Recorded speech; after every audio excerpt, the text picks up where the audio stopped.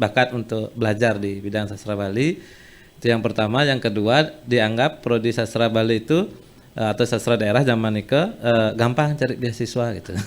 Jadi kuliahnya nggak usah mahal-mahal, kemudian dapat uang saku dibiayai oleh negara gitulah kasarnya. Nggih, yang ikut masuk sastra Bali ternyata di luar dugaan gitu. Ketika masuk di sastra Bali kok ternyata apa yang diharapkan oleh orang tua nih beneran gitu. Kok enak gitu, walaupun menurut yang sastra Bali bagi tiang di awal-awal kuliah nih adalah sesuatu yang baru bagi tiang sendiri. Meskipun dunia sastra ini bukan sesuatu yang baru untuk tiang, tapi sastra Bali itu adalah sesuatu yang sangat baru untuk saya, untuk tiang belajar banyak hal. Nah, setelah selesai di Udayana S1 nih 2008 tiang selesai, lanjut studi di program Magister S2 Linguistik juga di Udayana. Nah, ketika di program S2 inilah yang lebih concern lagi pada bidang-bidang yang berkaitan dengan proses digitalisasi untuk indigenous culture. Artinya sebetulnya yang tiang kerjakan pertama nih dalam proses digitalisasi itu bukan hanya prasasti. Jadi yang pertama yang tiang kerjakan itu sebetulnya adalah digitalisasi terhadap produk kebudayaan yang namanya lontar dan komponen yang ada di sekitar lontar nih, mulai dari prosesnya, alatnya sampai dia menjadi media tulis gitu dan digunakan untuk menulis dan setelah menjadi media tulis sama seperti ini. Nah, dari kuliah di S2 Nikelat yang mulai banyak belajar, ikut beberapa short course yang berkaitan dengan digitalisasi khususnya untuk kebudayaan, benda-benda kebudayaan gitu. Nah, setelah S2 selesai kebetulan sempat ikut 2 kali short course. Yang pertama adalah short course tentang arkeologi sebetulnya Niko di Yogyakarta. Nah, disitulah yang banyak dapat pengetahuan tentang kenapa penting untuk melakukan digitalisasi pada prasasti untuk topik kali ini Niko, inskripsi. Kemudian benda-benda lain yang berkaitan dengan kebudayaan atau cagar budaya. Nah, setelah di short course di Jogja, kemudian ada satu short course lagi Jawa kuno juga di Yogyakarta. Nah, Niko juga lebih mendorong tiang secara pribadi untuk menekuni dunia digitalisasi ini. Nah, dari pendidikan S1 yang tidak sengaja gitu, kuliah di sastra Bali, tidak sengaja atas dorongan orang tua, kemudian melanjut studi S2. Nah, dari studi S2 ini mulai mendalami sedikit demi sedikit tentang digitalisasi, proses digitasi, membuat dia menjadi satu produk digital dengan membuat metadatanya hingga menghadirkannya pada halayak umum dalam bentuk website itu misalnya, atau fitur-fitur digital lainnya yang bisa dinikmati oleh banyak orang.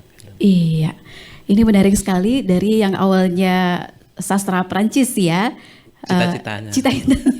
Oke, kembali akhirnya ke tanah kelahiran ya, demi berkontribusi juga kepada kebudayaan di tanah kelahiran Bali, ya Bapak.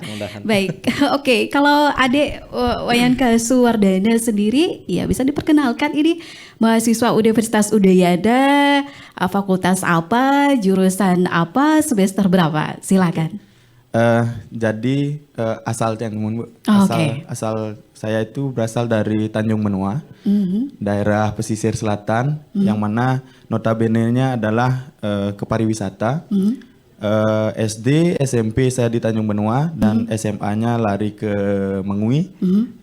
Dan setelah itu mengambil jenjang pendidikan di Universitas Udayana, mengambil sastra Bali, Bu.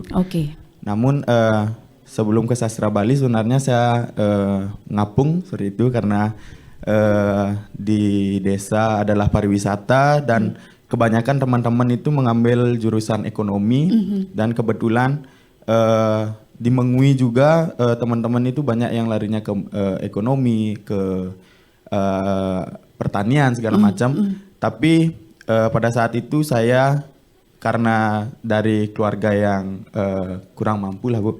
Jadi Tiang sendiri mencari jurusan atau program studi yang UKT-nya atau SPP-nya rendah seperti itu. Nah, jatuhlah pilihan kepada sastra Bali. Kenapa sastra Bali? Karena pada saat itu di sistem jumlah UKT-nya dan masuk ke mandirinya uangnya sangat sedikit. Jadi Tiang memilih sastra Bali seperti itu. Nah, di awal-awal perkuliahan saya benar-benar kosong, tidak memiliki basic dalam sastra Bali, namun sedikit memiliki pengetahuan terhadap aksaranya mungkin, dan ada yang dinamakan lontar seperti itu.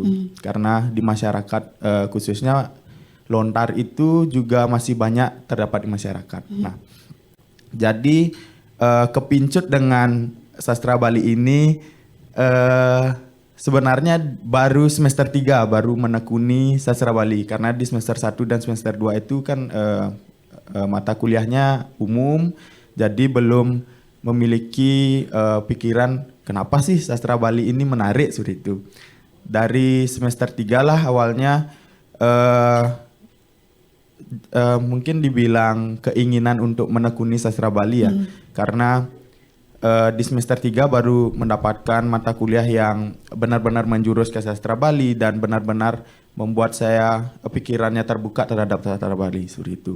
Nah, kebetulan saya sekarang semester 8 Ibu. Jadi semester akhir sedang menyusun juga. Saya merupakan mahasiswanya beliau sebagai dosen di sastra Bali dan kebanyakan pengalaman-pengalaman saya di bidang mendigitalisasi dalam produk-produk digital kebudayaan itu berasal dari saya mendekati Pak Bayu atau Pak Gita karena menginginkan kenapa sih sastra Bali itu khususnya di teman-teman di kelas ya, kenapa sih hanya membaca saja, mencari saja, kenapa tidak ada upaya untuk ke ranahnya digital atau visual seperti itu. Jadi saya tertarik ke digital ini karena melihat peluang sastra Bali itu sangat besar terhadap dunia digital, dan agar supaya tidak di masyarakat itu hanya ngujang sih kenapa belajar sastra Bali itu penting gitu, karena selain mempertahankan budaya atau tradisi yang ada kan juga kita harus mempertahankannya Bu seperti itu. Dan Tiang memiliki bayangan agar kita belajar di sastra Bali tidak hanya berpatok dengan heartnya saja atau objeknya saja, tapi ketika di mungkin 5 tahun ke depan, 10 tahun ke depan dunia akan berbalik ke digital, kita perlu yang namanya sastra itu dalam dunia digital seperti itu Bu. Sukses Tiang ucapkan untuk kedua narasumber kita ya atas apa yang sudah menjadi pilihan dan apa yang ditekuni. Semoga bisa terus berkontribusi untuk Bali, pelestarian kebudayaan Bali. Baik, kita akan ke topik sekarang terkait digitalisasi prasasti, tapi tidak hanya membahas prasasti, juga akan membahas nanti terkait lontar Bapak. Ya, kalau berbicara mengenai Bali tidak hanya kaya dengan keindahan alam, kemudian dengan seni dan budaya, tapi juga kaya dengan sumber-sumber sejarah seperti prasasti dan juga lontar. Ya, mungkin nanti bisa dipaparkan sedikit Pak, kira-kira apa sih sebenarnya prasasti itu? Tapi nanti ya kita jeda sejenak ya. Kita akan kembali membahas topik ini selepas jeda berikut ini. Sebaiknya Anda tahu, Indonesia adalah negara yang terkenal akan keanekaragaman budayanya. Salah satunya adalah alat musik tradisional. Alat musik tradisional di Indonesia memiliki nama dan kegunaan yang unik di masing-masing daerah. Alat musik tradisional saluang merupakan alat musik tiup tradisional khas Minangkabau, Sumatera Barat, terbuat dari bambu tipis atau talang. Alat ini mirip dengan suling, namun lebih sederhana karena hanya memiliki 4 lubang berurutan diperkirakan panjang saluang kira-kira 40 sampai 60 cm dengan diameter 3 sampai 4 cm. Keutamaan para pemain saluang ini adalah dapat memainkan saluang dengan meniup dan menarik nafas bersamaan, sehingga peniup saluang dapat memainkan alat musik itu dari awal sampai akhir lagu tanpa putus. Cara pernapasan ini dikembangkan dengan latihan yang terus-menerus. Tiap nagari di Minangkabau mengembangkan cara meniup saluang, sehingga masing-masing nagari memiliki ciri khas tersendiri.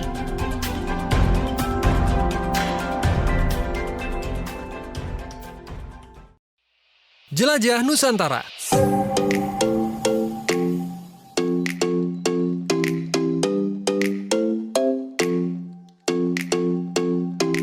Kepulauan Derawan adalah sebuah kepulauan yang berada di Kabupaten Berau, Kalimantan Timur. Di kepulauan ini, sahabat budaya, terdapat sejumlah objek wisata bahari menawan, salah satunya Taman Bawah Laut yang diminati wisatawan mancanegara, terutama para penyelam kelas dunia. Kepulauan Derawan memiliki 3 kecamatan, yaitu Pulau Derawan, Maratuai, dan Biduk-Biduk Berau. Sedikitnya ada 4 pulau yang terkenal di kepulauan tersebut, yakni Pulau Maratua, Derawan, Sangalaki, dan Kakaban yang ditinggali satwa langka penyu hijau dan juga penyu sisik. Di Kepulauan Derawan terdapat beberapa ekosistem pesisir dan pulau kecil yang sangat penting, yaitu terumbu karang, padang lamun, dan hutan bakau. Selain itu juga, banyak spesies yang dilindungi berada di Kepulauan Derawan seperti penyu hijau, penyu sisik, paus, lumba-lumba, ketam kelapa, kima, duyung, ikan barakuda, dan beberapa spesies lainnya.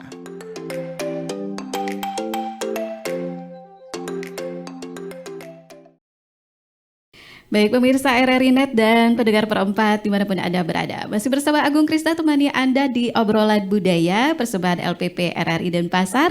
Masih membahas topik terkait digitalisasi prasasti dan juga lontar bersama narasumber Bapak Igede Gita Purnama SSM Home selaku dosen Fakultas Ilmu Budaya Universitas Udayana dan Iwayan Kasuwardana mahasiswa dari Universitas Udayana. Pak Gita, ya mungkin bisa dipaparkan sedikit Pak, sebenarnya apa sih prasasti itu Pak? Nah, di Indonesia yang berikan garis besarnya teman sementara. Prasasti itu di Indonesia nih ada berbagai jenis bahan dasarnya. Sebetulnya apa yang Tiang jelaskan ini adalah ranahnya arkeologi sebetulnya, Tiang agak serempet sedikit. Jadi ada berbagai bahan prasasti ini ada batu, ada logam, ada kayu, kenten. Ada juga dari campuran kombinasi antara logam dan kayu bahan dasarnya. Nah, khusus untuk di Bali prasasti yang dominan ditemukan di situs-situs atau di rumah masyarakat atau di pura keluarga. Nike adalah prasasti yang berbahan logam. Jadi berbahan logam entah itu tembaga, emas sedikit bahkan hampir tidak ada gitu. Timah juga nyaris tidak ada. Kenapa lebih banyak yang berbahan logam, Pak? Dari segi bahannya itu kira-kira dari segi kualitas atau apa ditentukan, Pak? Nah, ini pertanyaan yang sulit dijawab sebetulnya. Karena yang membuat prasasti itu kan raja zaman dulu Nah, dalam banyak riset yang dilakukan tentang prasasti ini memang bahan logam nika menurut Tiang secara pribadi itu lebih tahan terhadap usia. Pertama karena dia disimpan di tempat yang aman dari pengaruh cuaca ekstrim. Sehingga cukup banyak prasasti logam di Bali nika yang dalam kondisi yang cukup baik. Sementara prasasti batu nika kan tidak mudah untuk dipindahkan. Jadi tidak mudah untuk berpindah sehingga prasasti batu itu cenderung ada di luar ruangan dan itu mudah sekali rusak karena perubahan cuaca, kena panas, kena hujan segala macam, dia lebih cenderung cepat rusak. Kemudian yang logam nika karena dia sesuatu yang umumnya berbentuk kecil, jadi lempeng logam prasasti nika biasanya lebarnya sekitar 20 sentian. 7 ya. sampai Ya. 10 cm. Ya, 7 sampai 10 cm, panjangnya mungkin sekitar 20-25 cm dan itu biasanya disimpan di rumah atau di merajan atau di pura. Nah, itu jadi kondisinya lebih lebih bertahan begitulah, kondisinya lebih cenderung lebih bagus. Dan dominan di Bali itu adalah prasasti yang bahan dasarnya adalah tembaga. Nah, prasasti nike biasanya dikeluarkan oleh raja. Raja Bali atau raja siapapun itu yang menulis prasasti itu biasanya adalah orang yang dipercaya oleh raja untuk menyampaikan perintahnya dan anugerahnya. Biasanya prasasti nike berisi perintah raja, anugerah dari raja, kemudian ada batas wilayah dari satu wilayah tertentu yang sudah ditentukan oleh raja. Kemudian ada biasanya kewajiban dan privilege atau kebebasan dari satu komunitas yang sudah dipercaya oleh raja. Dan biasanya terakhir dari prasasti nike berisi sapata atau kutukan. Jadi barang siapa yang tidak mengikuti isi dari perintah raja ini akan terkena ini 7 turunan ini. Waduh, ya. serem juga ya ternyata. Iya, Okay. karena yang bikin raja. Jadi raja itu mau apa aja terserah dia kan. Oke. Jadi bebas nih ke raja nih ke. Oke. Itu tentang prasasti yang ada di Bali. Tapi kalau lontar, nah lontar nike isinya beragam. Jadi tidak hanya tentang perintah raja. Bahkan cenderung sangat sedikit kita temukan lontar yang isinya sama dengan prasasti tembaga. Artinya yang berisi tentang kutukan, berisi tentang perintah raja atau batas-batas wilayah yang ditunjuk oleh raja nike nyaris sedikit sekali, kecuali lebih ada banyak isinya apa niki Pak? Nah, nike kalau dalam ilmu filologi yang sudah dibuat oleh peneliti Belanda untuk membuat klasifikasi lontar di Bali nike ada 7 kalau nggak salah. Yang ada 7 klasifikasi lontar. Nah, itu ada lontar yang tentang weda, mantra, ada lontar tentang pengusadan atau obat-obatan, ada lontar tentang astrologi, berilmu perbintangan ke Wariga, ada lontar tentang Purana, ada lontar tentang Purana nih ke proses terjadinya suatu tempat. Ada lontar yang menceritakan tentang babat, lelintihan nih ke, dan yang terakhir nih ke ada lontar yang berisi tentang cerita-cerita Ramayana, Mahabharata, Kenten. Jadi isinya adalah teks karya sastra yang unsurnya lebih dominan adalah naratif. Nika pun yang dinyanyikan, ditembangkan nika gitu. Oke. Karena isinya beragam niki Pak. Kalau lontar yang tersebar di Bali niki lebih banyak berada di rumah keluarga atau di tempat-tempat suci atau bagaimana Pak? Nika semuanya. Oke. Semuanya ada. Berarti. Jadi lebih banyak memang kalau lontar nike ada di rumah penduduk. Jadi di koleksi keluarga biasanya. Sampai dengan tahun 2019 niki kebetulan di Bali kita sangat beruntung kita memiliki penyuluh bahasa Bali nike. Nah, di setiap desa nike dari tahun 2016 sudah melakukan pendataan lontar ke rumah-rumah masyarakat di Bali, lalu melakukan konservasi juga nike. Sampai 2019 nike mereka semua di seluruh Bali nike sampun mendata ada 25.000 judul lontar. 25.000 cakep lah bundel nike. Dan ini pendataannya masih terus bergerak. Jadi tidak berhenti di 2017 nike. Nah, ini adalah salah satu potensi yang sangat besar dari local knowledge orang Bali yang perlu kita selamatkan. Dari sisi fisiknya kita bersihkan, kita rawat, kita konservasi. Setelah dikonservasi, dibersihkan, kita digitalisasi. Sehingga proses pewarisan dari satu generasi ke generasi berikutnya bisa tetap terjaga. Nah, itu salah satu peran penting dari digitalisasi. Tapi nanti berikutnya kita diskusi lebih banyak. Oke. Titiangka Adek Wayan Kasu, kalau tadi sudah dijelaskan cukup banyak juga oleh Pak Gita terkait apa itu prasasti, lontar, kemudian keberadaannya di Bali seperti apa. Kalau dari Adek Wayan Kasu sendiri, barangkali dari terjun ke lapangan juga nggih? Ya, Oke. terkadang. Terkadang, oke. Kira-kira dari terjun ke lapangan terkait keberadaan lontar dan juga prasasti di Bali, seperti apa kondisinya yang dikasih lihat?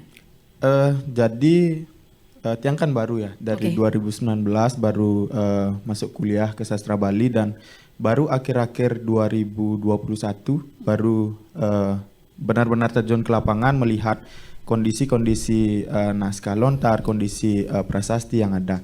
Nah, kalau misalnya dari sudut pandang Tiang pribadi terhadap koleksi yang ada di masyarakat, ada beberapa koleksi yang tidak terselamatkan karena penempatannya, karena tempat yang digunakan sebagai menaruh belangko lontar itu, dan posisi penempatannya seperti di ruangan atau di merajan atau di gedong misalnya, kalau misalnya ada di pura seperti itu. Nah, kemarin Tiang sempat bergerak di Kedampal, Labian Semal, di salah satu geria, di Geria Merangi. Itu cukup terjaga karena penempatannya masih apik dilakukan oleh pemiliknya, dan setiap 6 bulan sekali kan lontar itu diupacarai di Hari Saraswati. Jadinya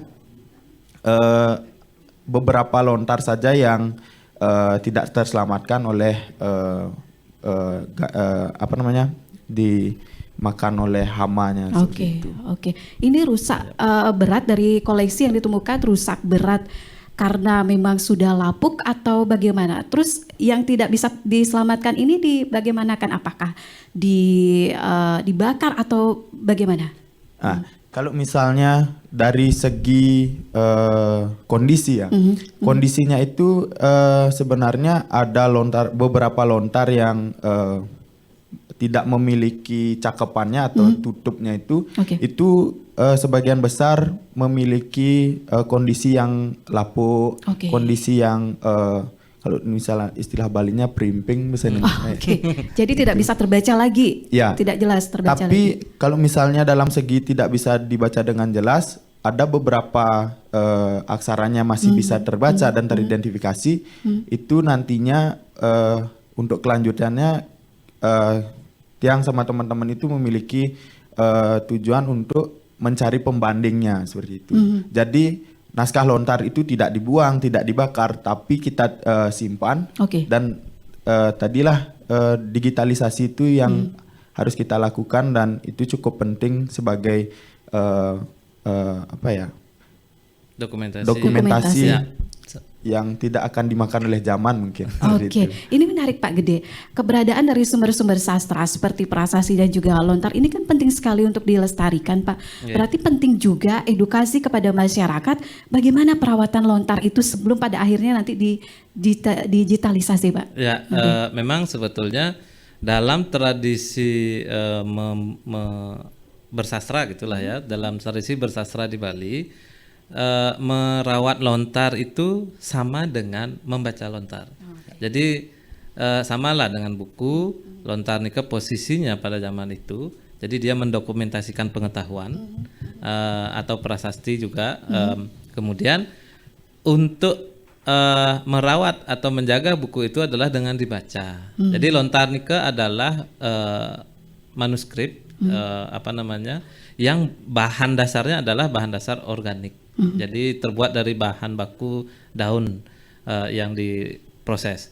Nah, karena dia bahan baku organik, jadi di suhu udara negara kita yang tropis ini sangat rentan.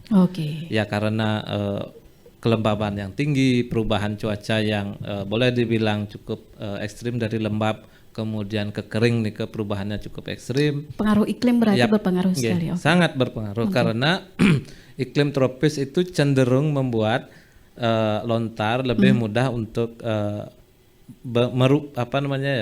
konstruksi bahannya itu lebih mudah untuk lapuk. karena ekstrimnya kelembaban atau ekstrimnya tingkat panasnya.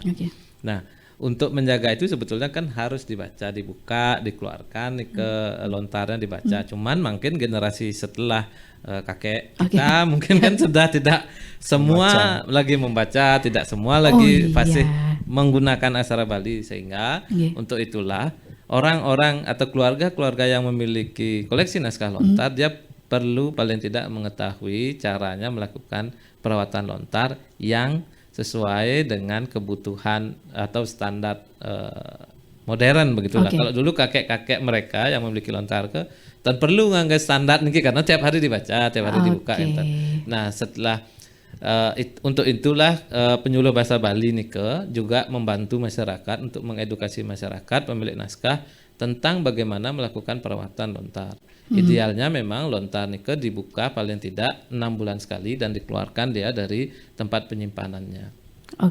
Ini masih ada nggak Pak kepercayaan di masyarakat kalau dulu ya Pak ya membuka lontar itu, waduh kayaknya keramat sekali, ajawere gitu ya kalau kita di Bali dibilang ya Pak ya.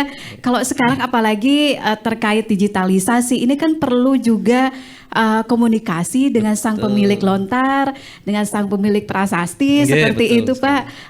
Ini bagaimana Pak kalau di lapangan? Ini adalah pertanyaan yang ditanyakan ke tiang oleh hampir semua orang dimanapun. Terakhir yang presentasi tentang digitalisasi ini di Sydney University.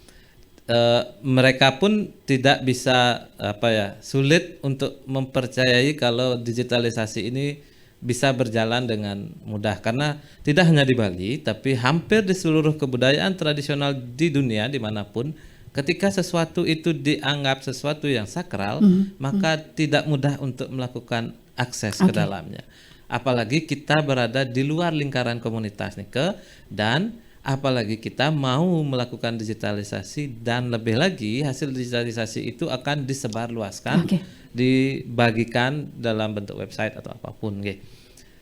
Tidak ada sesuatu yang tidak mungkin dalam bayangan saya, meskipun dalam satu proses itu banyak hal yang kita temui rintangannya, halangannya pasti banyak. Sebetulnya di Bali nike digitalisasi terhadap naskah lontar itu diinisiasi oleh kerjasama Dinas Kebudayaan Provinsi Bali dengan Archive. Ada satu institut internasional archive.org, yang lupa tahun berapa, tapi Dinas Kebudayaan Provinsi Bali lontarnya semua sudah digitalisasi. Ada di situs archive. Dari situ inisiasinya. Nah, bedanya kalau di institusi kan kita tidak perlu minta izin khusus ke Betarayang sana menang lontar, karena lontar disebut itu adalah lontar yang dibeli oleh pemerintah. Yang milik keluarga niki yang kita perlu pendekatan yang sangat intens. 2-3 kali kita ke sana menghadap minta izin, tiang jagi sangkep keluarga kita akan rembukan dengan keluarga. Tahun lalu tiang mengerjakan satu proyek namanya Wikipedia digitalisasi lontar. Nike ada 12 calon situs rumah yang akan digitalisasi lontar. Nanti ke-12 situsnya nanti Bapak ya. Kita jeda sejenak ya. Nanti Tiang juga nanti akan berbincang-bincang kembali dengan Adik Wayan Kasu. Proses digitalisasinya kita belum nih ya. Alat-alat yang dipakai juga belum. Nanti juga Krista akan memberikan kesempatan kepada audiens untuk bertanya. Kira-kira ada yang ingin ditanyakan. Tapi nanti sebentar ya. Pemirsa RRI Net dan juga pendengar Perempat, tetap bersama kami. Kami akan kembali selepas jeda berikut ini. Jelajah Nusantara.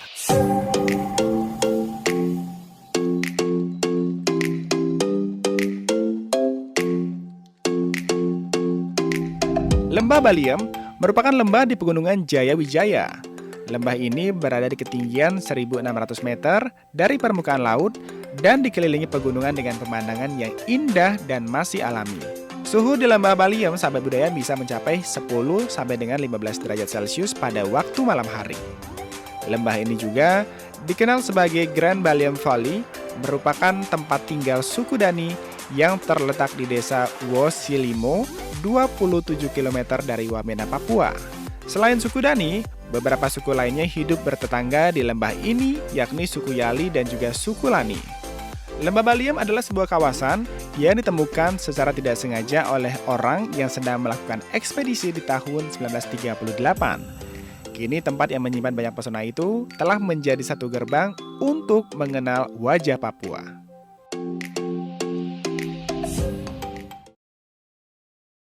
Ya, pemirsa RRI Net dan pendengar Pro 4 dimanapun Anda berada ya. Obrolan budaya kembali temani Anda masih bersama Agung Krisna dan membahas tentang digitalisasi prasasti dan juga lontar ya. Kalau tadi terpotong sedikit Pak terkait tadi 12 situs itu ya, mungkin secara singkat saja dijelaskan sedikit Pak, silakan. Jadi dari 12 situs yang kita rencanakan di awal, Nike setengahnya menolak. Jadi setengah 6 keluarga menolak melakukan digitalisasi karena tidak mendapat persetujuan dari keluarga besarnya. Itu yang pertama. Ada yang takut karena kalau dikeluarkan nanti yang kena kutuk Pak gitu.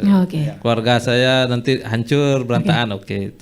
Jadi Nike tantangannya. Kalau memang keluarga tidak mengizinkan ya tetap. Nah, ada sisanya yang sudah terbuka pikirannya. Ini adalah pengetahuan milik masyarakat, milik leluhur saya.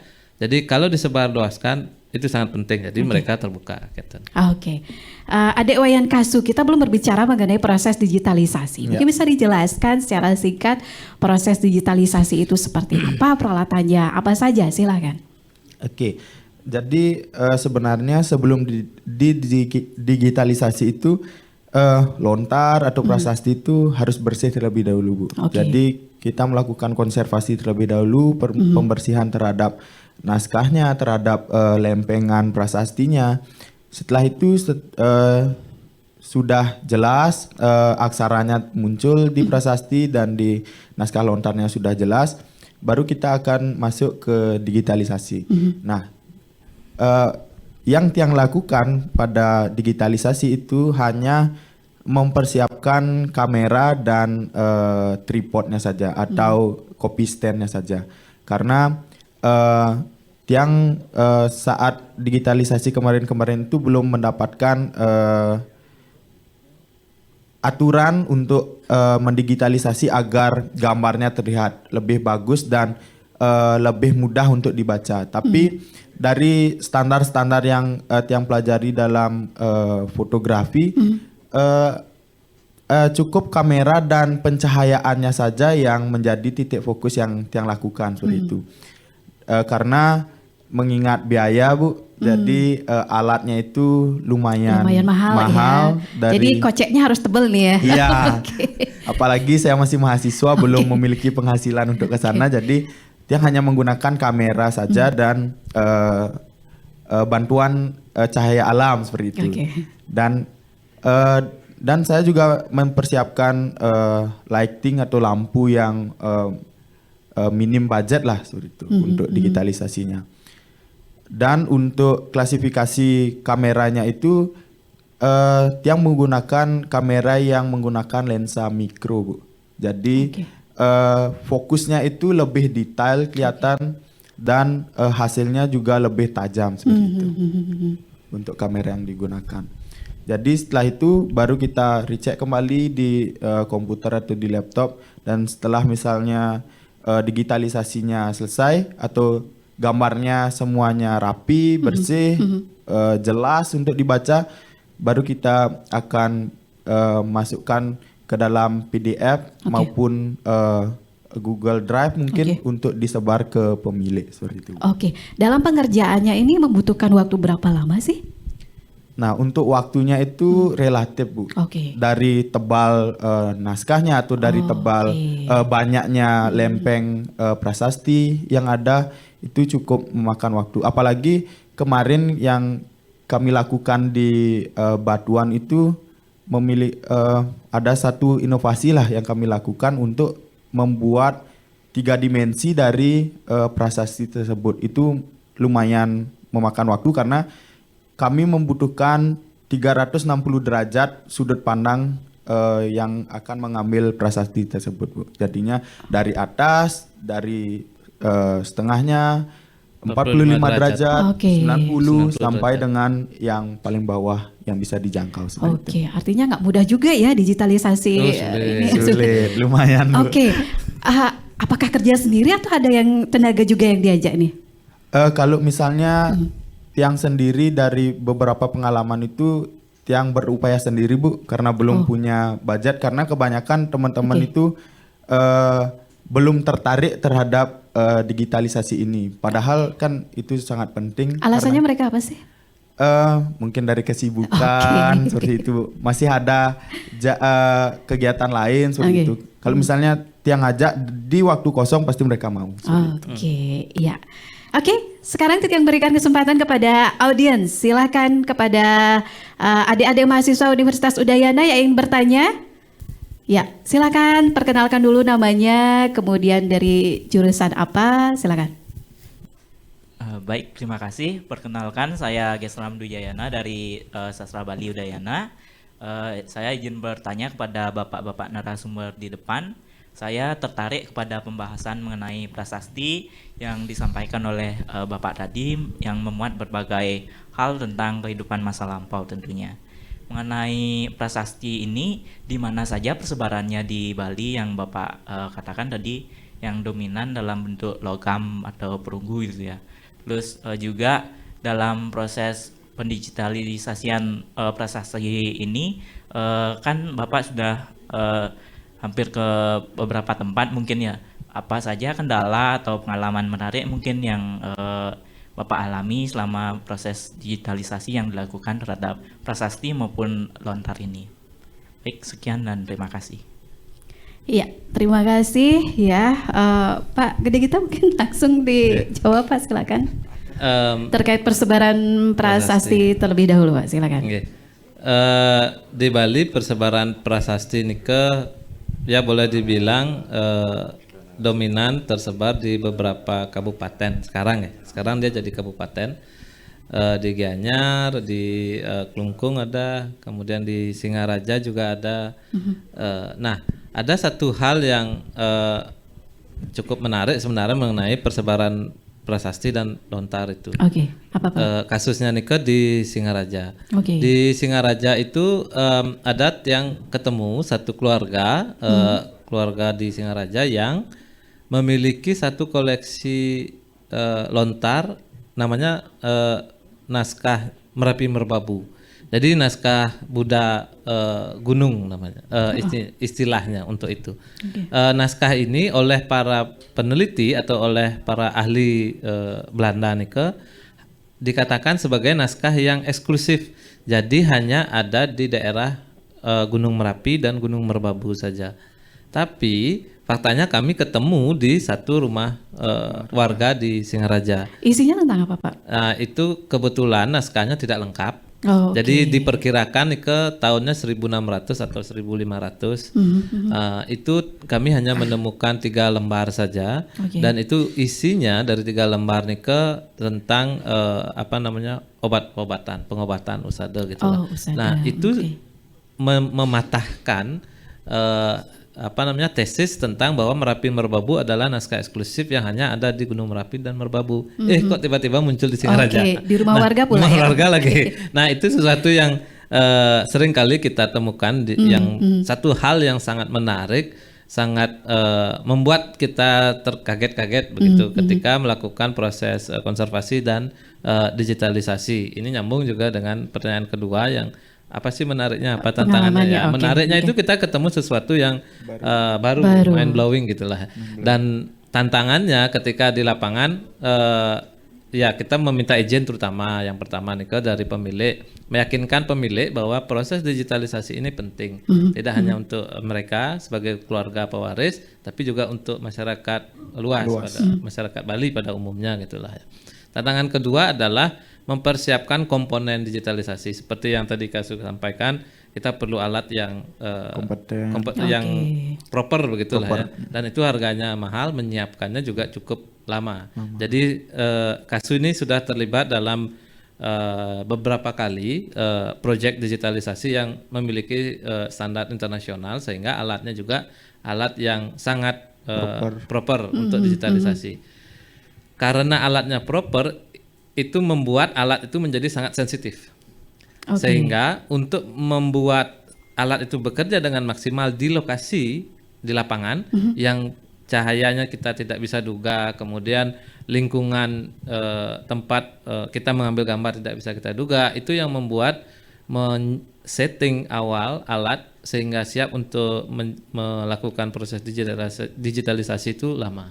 Jadi untuk kamera kita set, lampu kita set, kemudian alasnya, kemudian pencahayaannya, tingkat pencahayaan yang dilihat dari hasil akhir ketika diambil fotonya, kita menggunakan KP card menentukan warna sehingga warna foto itu sesuai dengan warna aslinya. Oke, berarti digitalisasinya dilakukan di tempat, Pak? Nggih. Oke. Oh, kalau dibawa keluar dari rumah, wah kena kutuk kita. Oh, gitu. Ya. Kena pisau. Wah, ternyata ribet juga ya, Pak, ya mesti bawa peralatan ke rumah warga berarti. Kalau proyek kami yang dengan ada lembaga internasional ke Dreamsea namanya. Kalau kita ke lapangan itu ada 4 koper besar, itu alat kita ke lapangan. Semua. Engkau kopernya gede-gede sekali, kalau mau minggat dari rumah segitu kopernya, itu kali 3. Ini ke alat-alat semua, ada komputer, ada laptop, ada lighting, kamera, lensa, copy stand, nah ini ke semua di situ. Nah itu yang membuat kita ribet, apalagi kita ketemu lokasi yang medannya sulit.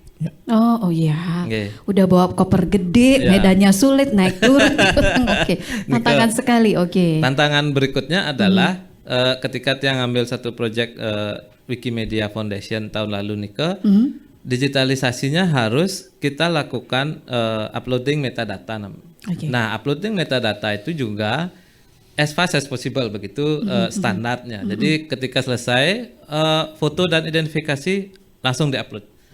Kendalanya adalah sinyal.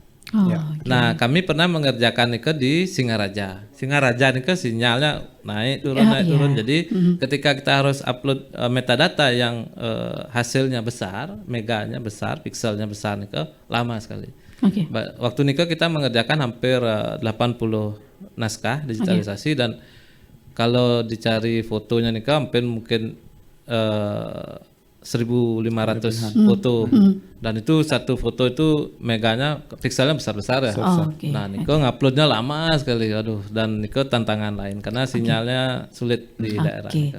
Adik Oyan Kasu mungkin ada yang ditambahkan terkait persebaran prasasti dan juga lontar, kemudian ini kan juga terjun ke lapangan ya, kira-kira ada hal menarik gitu ya, tantangan apa yang dihadapi? Mungkin hal yang menarik adalah mistis. Pernah juga mistisnya karena waktu di mana ya, di Gianyar kalau nggak salah, mistisnya adalah ketika pengambilan gambar sudah proper semuanya, ada beberapa gambar yang tidak kedangkep, dia hitam. Padahal pada prosesnya kita sudah betul-betul pastikan karena kan kita dari pagi sampai sore dan itu pun kita di luar ruangan seperti di Balai Dajenya seperti itu. Jadi cahaya matahari itu berjalan kan, agak kian sore kian meredup dan kita kembali lagi harus mengatur dan ada beberapa gambar yang miss seperti itu. Itu juga menjadi fokus kita juga dan kesulitannya ketika kita mendigitalisasikannya di luar ruangan seperti itu. Sebentar, kalau kita di Bali ya Bapak Nggih dan juga Adik Wayan Kasu, kita kan tidak bisa lepas dari yang namanya ritual. Dalam proses digitalisasi itu, apalagi menghadapi tantangan yang unik-unik seperti itu, apakah ada ritual khusus, banten khusus, upakara khusus yang disiapkan juga? Nah, kalau di rumah penduduk nih kami serahkan kepada pemilik. Jadi napi sepatutnya nih durosang margiang. Yang menarik nih adalah ketika kita mengerjakan prasasti batuan. Prasasti batuan kan upakaranya gede sekali karena nih prasasti yang sangat dikeramatkan masyarakat Batuan nih. Jadi semua alat-alat yang kita gunakan nih mau prasita. Jadi dibantenin sampai hampir kamera kami di Prasita. Coba kamera di Prasita apa nggak konslet? Jadi yang minta izin ke Mangku nih mohon kalau bisa kamera tiang ampunan Prasito karena niki kalau di Prasito ya nggak jadi kita digitalisasi. Ya betul. Iya, menarik sekali. Nanti kita akan lanjutkan kembali perbincangan ini. Kami akan jeda sejenak selepas jeda berikut ini. Sebaiknya Anda tahu. Pulau Sumba di Nusa Tenggara Timur terkenal karena keindahan alamnya yang antara lain berupa perbukitan eksotis, kudanya yang gagah, hamparan padang rumputnya yang cantik, serta iklimnya yang panas. Selain itu, ternyata Sumba juga menyimpan keindahan alam lain berupa air terjun yang masih sangat alami. Keberadaan air terjun yang bernama Air Terjun Lapopu terletak di Desa Lapopu, Kecamatan Wanokaka, dalam kawasan Taman Nasional Manupeu Tanah Daru, merupakan mata air dan surga yang tersembunyi di tengah panasnya terik matahari dan keringnya udara di Sumba Barat. Air terjun Lapopu berbeda dengan air terjun lainnya. Air terjun ini bertangga-tangga sebelum sampai di kolamnya. Tinggi air terjun ini kurang lebih 90 meter. Air terjun Lapopu merupakan destinasi wajib bagi pengunjung yang melakukan perjalanan darat menjelajahi eksotisme Pulau Sumba dari barat ke timur. Air terjun Lapopu juga dimanfaatkan sebagai sumber air bagi masyarakat setempat dan berpotensi sebagai pembangkit listrik tenaga mikrohidrolistrik.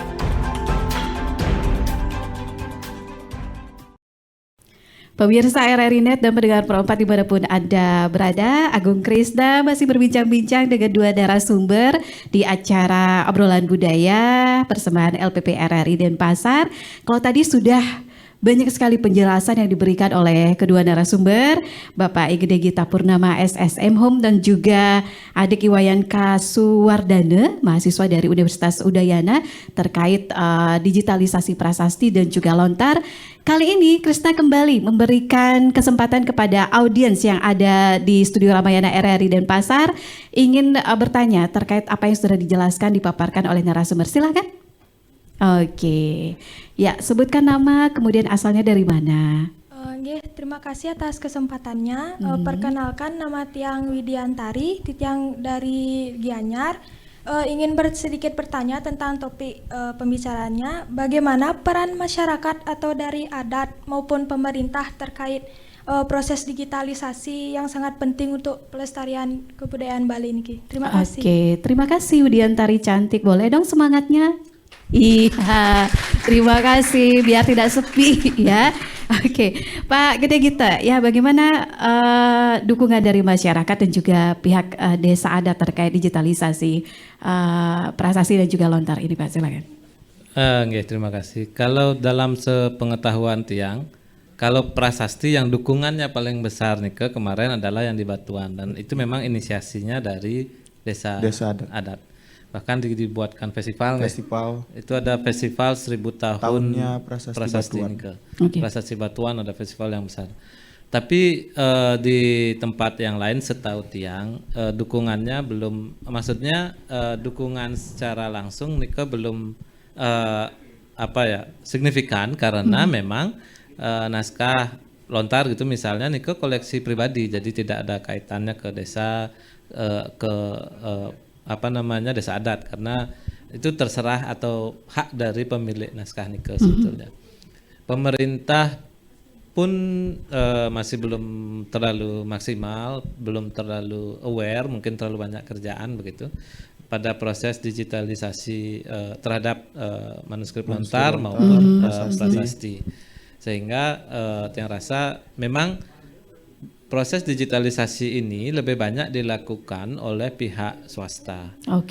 Dalam artian bukan swasta yang ilegal, tentu mereka adalah swasta yang punya dasar hukum lembaga gitu, lembaga pendidikan di luar pemerintah yang maksudkan swasta nih. Biasanya dikerjakan oleh perguruan tinggi. Nah, seperti Tiang di Udayana, kemudian di Jakarta nih Menton UIN Jakarta yang kerjasama dengan beberapa lembaga di luar negeri, kemudian ada British Library juga di Inggris nih mereka membiayai proses digitalisasi naskah-naskah yang ada di Indonesia.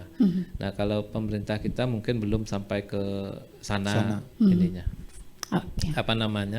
fokusnya. Ya, terlalu banyak pekerjaan mungkin. Ada Wayan Kasu mungkin ada yang ditambahkan?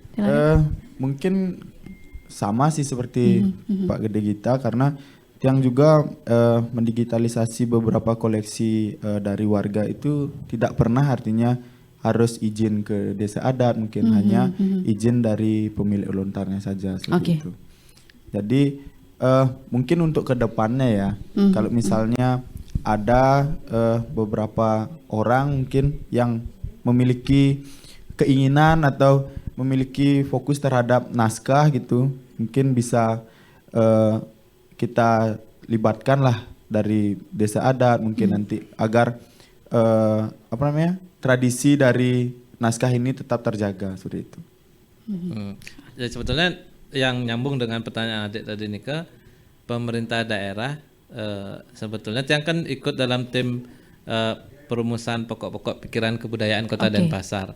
Nah di situ yang masukkan salah satu komponen dalam manuskrip itu adalah melakukan digitalisasi dan digitalisasi itu berbasis pada desa dinas, bukan desa adat. Oh, desa dinas. Kenapa?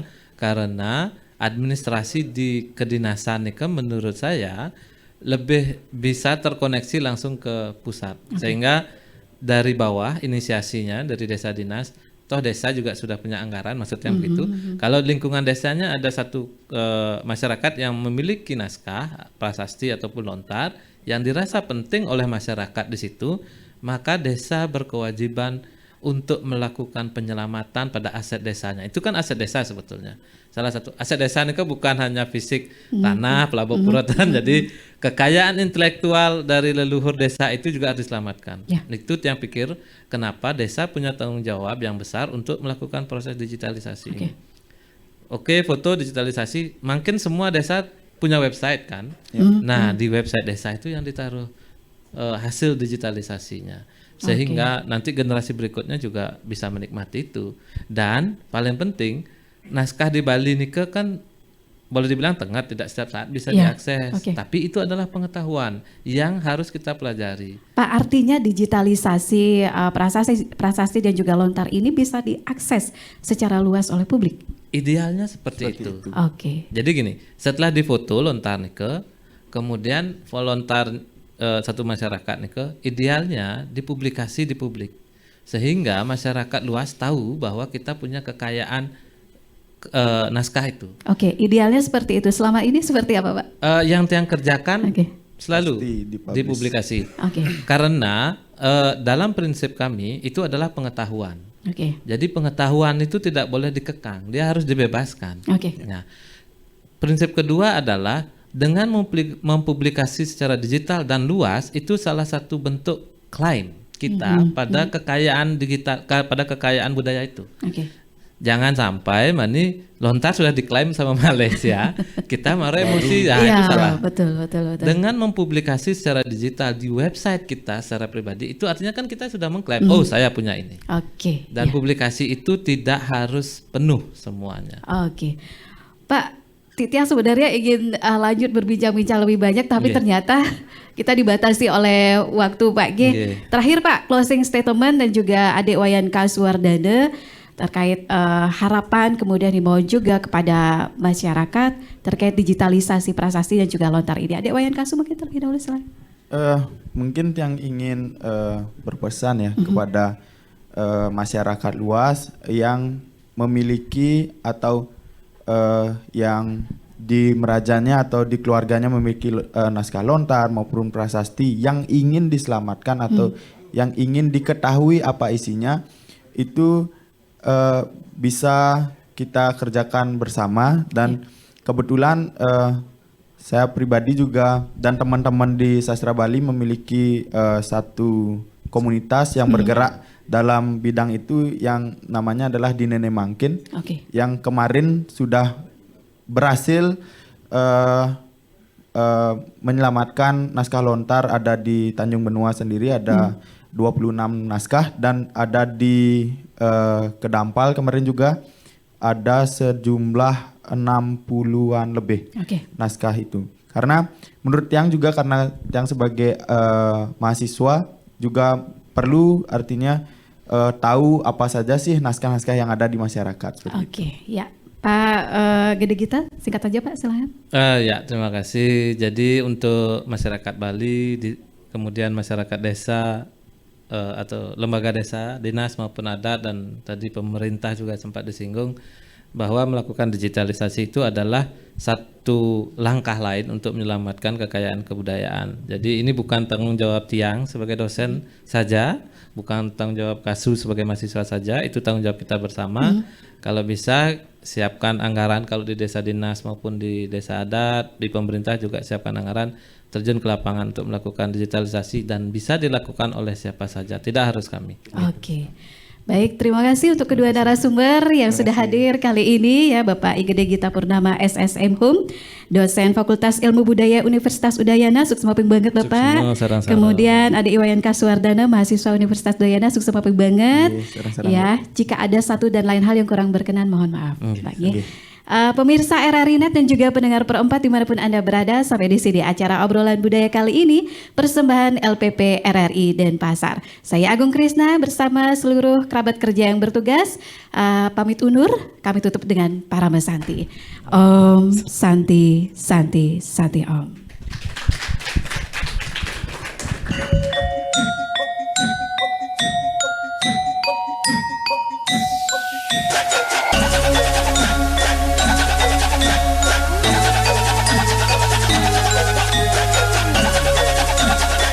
Obrolan budaya, persembahan LPP RRI Denpasar, Bali.